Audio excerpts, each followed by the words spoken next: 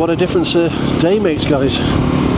Yesterday was Saturday, and most of the week has been really warm, 32, 33. We actually had one day where it's 35 in Morthia in late October, which was crazy. So yesterday we helped some friends out doing some gardening. The person's living on their own, so a group of us got together and cleared all the gardens, did a load of trimming, did a load of pruning, and it was 32 degrees. We were in shorts, it was rather warm working, and got out on the bike ride on the Big Gutsy last night. And I've noticed for a while on the Big Gutsy that under, let's say, spirited riding, giving it a few beans, that there's a bit of clutch slip on it, and I was probably thinking the inevitable, that it was an engine split, and pretty big job, about 8-hour job to change the clutch on that. It's not a straightforward thing, and I was thinking I'm going to have to, at some point, going to have to split the engine and gearbox and put a new clutch in. So yeah, I was looking at a few possible options, and one of them obviously was a worn clutch, and the other one would be contamination on the clutch plate with it being a dry clutch. So I decided to do a bit of investigating, and on the Gutsy 1100 California, on the side of the gearbox, there's actually, we'll have to pull up and turn the ABS on here. Turn the ABS off, I should say. A lot of loose sand. Yeah, so I was saying on the side of the gearbox, let's get this into neutral, there is actually a sight hole that, I think that's it, a sight hole that allows you to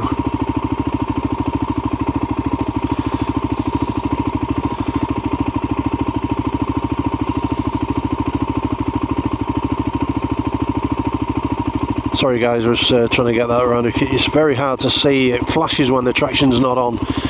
Yeah, so there's a sight hole on the side that allows you to get the timing and everything else right. You can see the flywheel through the timing hole, and lo and behold, I put my finger in there and there was a lot of black oil in there, so some contamination from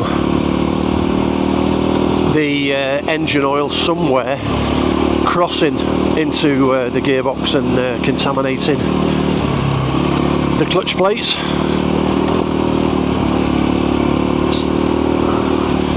Forgive me concentrating a bit here, very gnarly and loose.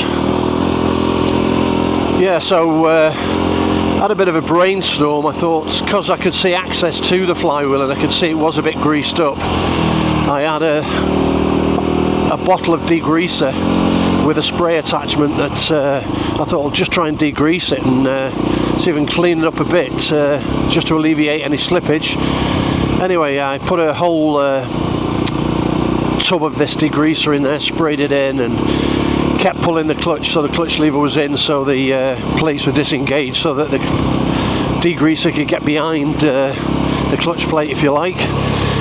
Anyway, used a whole tub of that and left it overnight with the bung out, so it could evaporate out and drain out from the bottom drain plug on the bottom, which it naturally does at the bell house, and anything goes in there, it naturally drains out. This is very gnarly here, guys. So the following morning, I thought I'd give it a check, and took it down the road, and it was light years better. You really had to rev the nuts off it to get it to slip anywhere. So what I decided to do then was had a litre of white spirit, and went through the same process with the white spirit. Put a litre of white spirit in there, depressing the clutch and letting it in and out, and again left the bung out, left it overnight, and gave it a test ride afterwards the following day. Whoa, like night and day, no slippage whatsoever, flywheel spotlessly clean when you looked with a torch through the sight window. And a couple of possible causes. Obviously it might be an engine splitting sometime, but it might give me a bit of leeway for now to get some more use out of it. It could well be that in the past someone's overfilled the engine oil. That is one of the things that can cause oil getting across. Another one obviously is a seal gone, which is inevitable that the engine's got to be split at some point.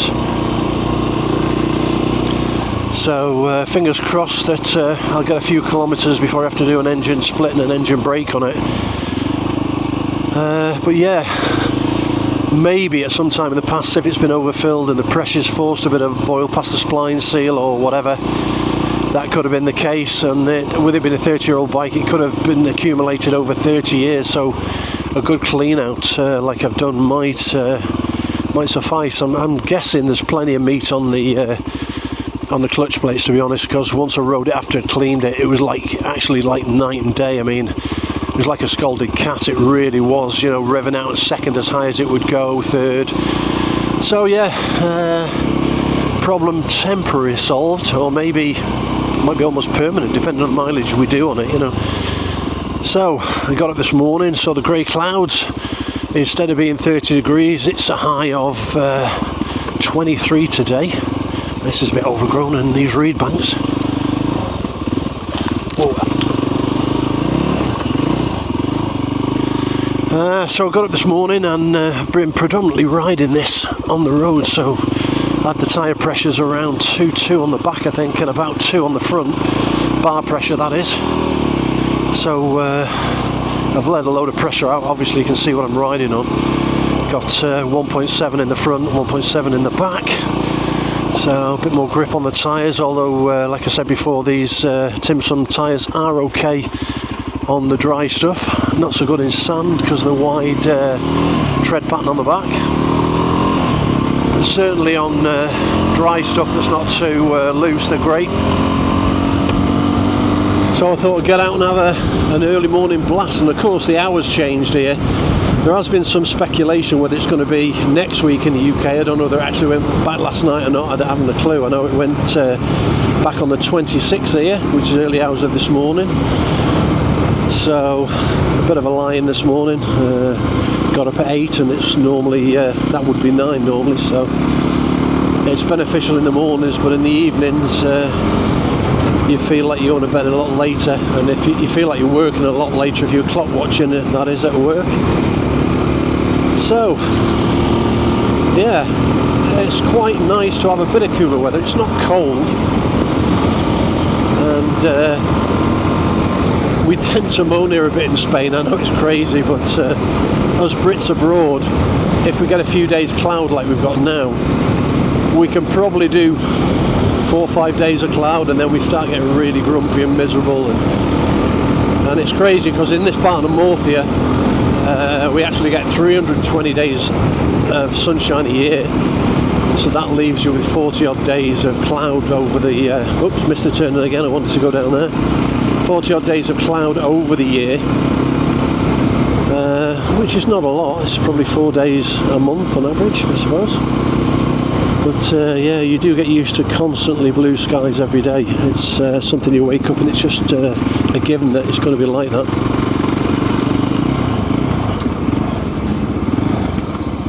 I'll just go down this little place I normally go to. This is it's one of them chilling places that I go to and I just sit and contemplate, and with things that have gone on, health things with my wife and all the rest of it, it's a place I've come to and prayed. I have a strong faith, and I'm not ashamed to admit that. I'm a Christian, and I've often come here and just sat here almost in solitude, if you like, and prayed and asked for guidance, as it were.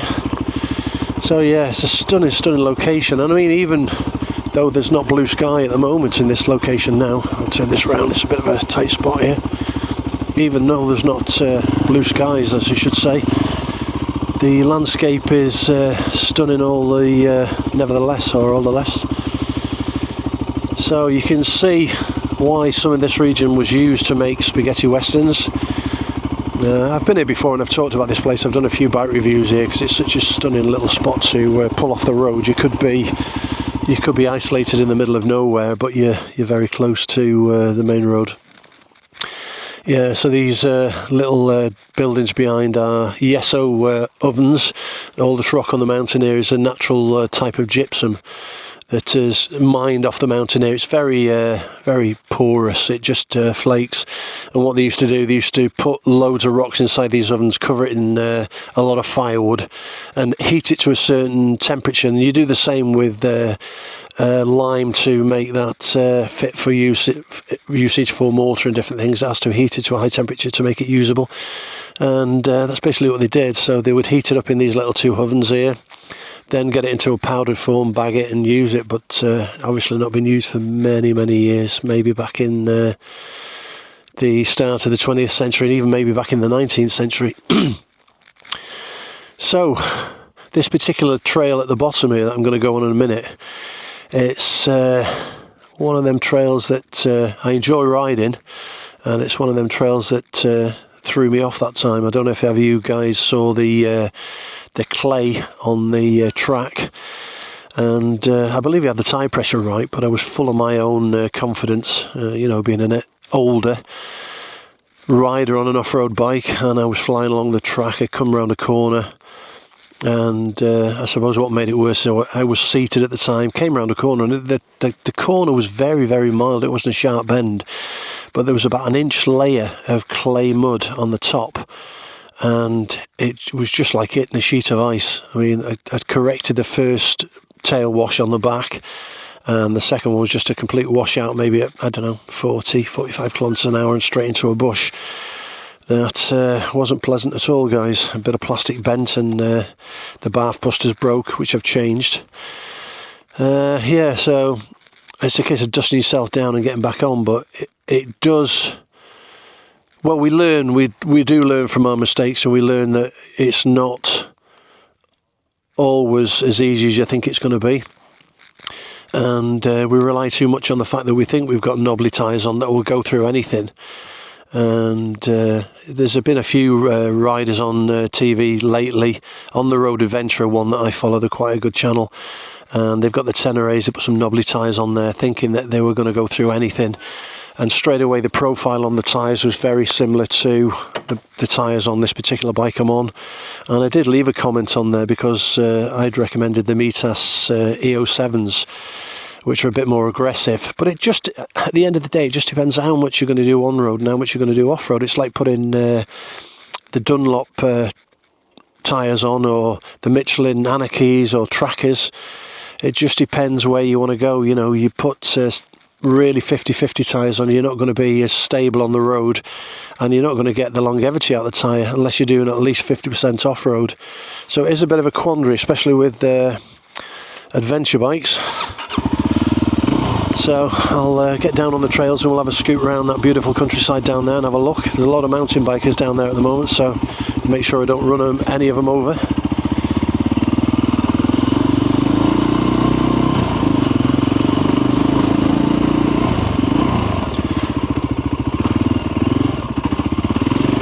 So this little Voge 300, I've had it quite a while now. Very stable little bike. If you wanted a little town commute bike, it would be ideal. I mean, okay, 100, 110, you're pushing it to its limit, but comfortable limit. It will do more than that, obviously. But yeah, it's a great all-round little bike. I mean, if you put a bit more puff in the tyres, up to about 2 bar on the road, it's very sharp handling, even on these Tim Sum tyres. If you're going to take it off-road, obviously deflate them a bit, get them down to about 1.7 or even 1.5. Depending on how much grip you want on them, obviously, or what type of terrain you're on. If it's very muddy, I would get them down to about 1.5, or even think about putting a different set of tyres on, more aggressive.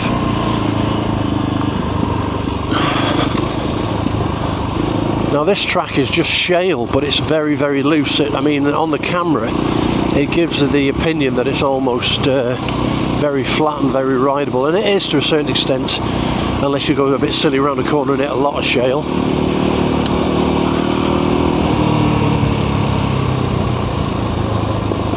Again, it's a case of picking a good line. I mean, any of you youngsters watching this who are ripping around on your off-road bikes, you'll probably be having a bit of a wry grin at the old guy on an off-road bike. I have rode off-road bikes over the years. I had a DRZ 400 that I used to rip around on when I was younger. But a lot of the guys in this region are so used to doing these off-road tech trails you see big groups from out on the bikes, and they really do tear them up. I mean, the younger you are, the fearless you are, and if you have a lot of experience on these trails, you know, it's not a problem at all. Now you can see at the moment it's all gravelly along here, but this stretch ahead you can see that the surface now is compacted clay. It's like a ready clay, and I think it was round this bend that I took the spill. Yeah, it was where it gets very clayey. Now this section here, you can see the tire prints have been in clay. I came around this corner here, and it was on this section here going along here, and I think it was maybe that tree on the left that I landed in.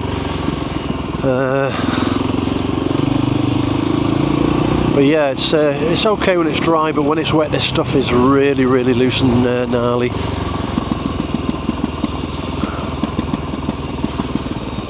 And again, it's all about your own personal enjoyment. There's no need to be ripping these trails up. Well, you can see how muddy this has been now recently. You can see some big ruts and tracks in, so once it gets wet it just goes completely to mush. And I'm of the mindset now, when I first got this bike I was tearing around on it like a hooligan, to be honest, probably above my skill level. And you do that because you get the utmost confidence that this bike's designed to do what you're doing on it, and it will go anywhere till the inevitable off, obviously.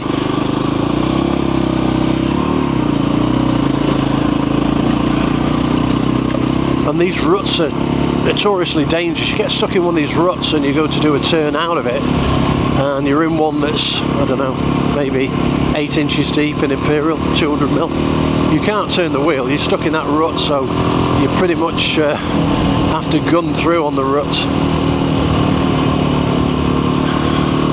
But when it's compacted and dry like this, it's quite enjoyable to ride on.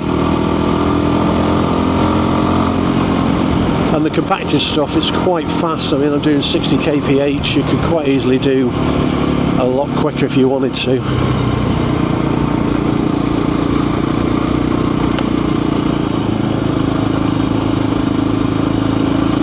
Again, a lot of loose stuff in the middle.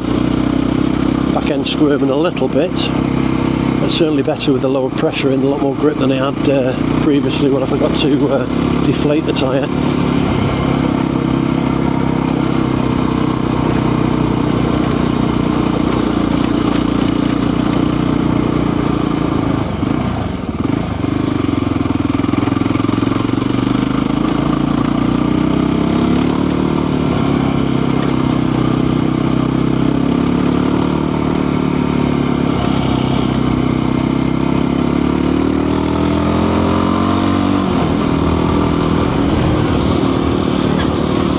Few jumps there, bit of air. I was going to say hair with an H then, but a bit of air.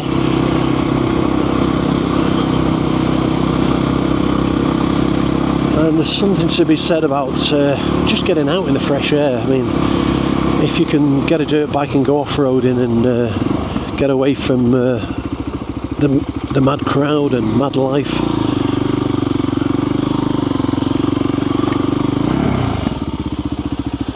Now you can see the landscape is very, very different this time of year, guys. Now visor fogging up a bit. See the low cloud. Still stunningly beautiful, no doubt about it.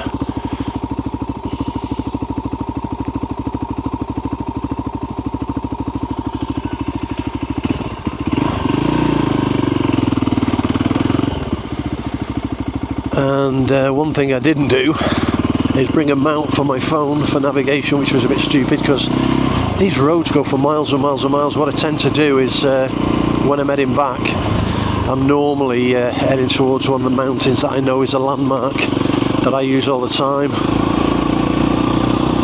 so I generally know where I am anyway.